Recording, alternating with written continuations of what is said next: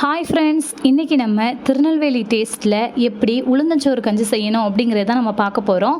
அதுக்கு ஃபஸ்ட்டு ஒரு கிளாஸில் கருப்பு உளுந்து எடுத்துக்கோங்க. அதுதான் நல்லாயிருக்கும். இது இந்த அளவுக்கு நல்லா வறுத்து எடுத்து வச்சுக்கோங்க.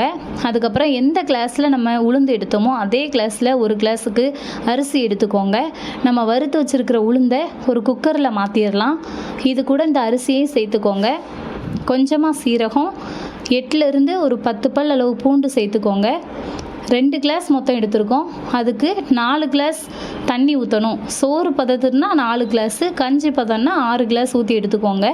அப்புறம் தேங்காவை நல்லா துருவி எடுத்து வச்சுக்கோங்க. இதை கொஞ்சமாக இப்போ சேர்த்துக்கோங்க.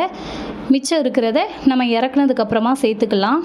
அப்புறம் 1 ஸ்பூன் உப்பு சேர்த்துக்கோங்க. உப்பு சேர்த்து நல்லா மிக்ஸ் பண்ணி குக்கரில் விசில் வச்சுருங்க. சோறு பதம்னா 4 விசில், கஞ்சி பதம்னா 6 விசில் போட்டு எடுத்துக்கோங்க. நல்லா ப்ரெஷர் போனதுக்கப்புறம் எடுத்து பார்த்தீங்கன்னா இந்த ஸ்டேஜ் தான் இருக்கும். இதை நல்லா இப்படி மசிச்சு கரண்டி வச்சு மசிச்சு எடுத்துக்கிட்டிங்க அப்படின்னா நல்லா டேஸ்ட்டாக இருக்கும். அதுக்கப்புறம் நம்ம மிச்சமாக வச்சுருக்கிற அந்த தேங்காவையும் துருவலையும் சேர்த்து மிக்ஸ் பண்ணி சாப்பிட்டோம் அப்படின்னா நல்ல சுவையான ஆரோக்கியமான உளுந்தஞ்சோறு கஞ்சி ரெடி. இது குழந்தைங்கள்லேருந்து பெரியவங்க வரைக்கும் எல்லாருக்கும் உடம்புக்கு ரொம்ப நல்லது. இது கூட தேங்காய் துவையல் வச்சு சாப்பிட்டோம் அப்படின்னா ரொம்ப டேஸ்ட்டாக இருக்கும். ட்ரை பண்ணி பாருங்கள்.